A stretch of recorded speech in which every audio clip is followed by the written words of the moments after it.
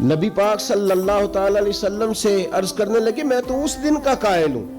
بدر میں زبردستی لائے گئے تھے دباؤ ڈال کے، اور حضور نے یہاں سے ابا سے کہا تھا میرے چچا کو کچھ نہ کہنا، ان کو تو زبردستی لایا گیا۔ نبی پاک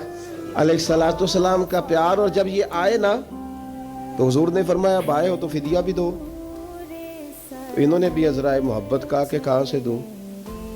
تو حضور نے بھی عذرائے محبت فرمایا کہ وہ جو آتی دفعہ میری چچی کو پیسے دے کے آئے تھے کہ آ گیا تو استعمال کر لوں گا ورنہ تم یہ کام کر لینا۔ تو حضرت عباس تو سن کے کانپنے لگے، کہنے لگے وہ تو مجھے اور میری بیوی کے علاوہ کسی کو پتہ ہی نہیں۔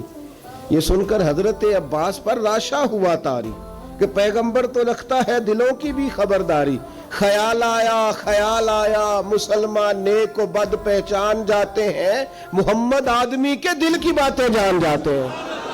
صلی اللہ تعالی علیہ وآلہ وبارک وسلم۔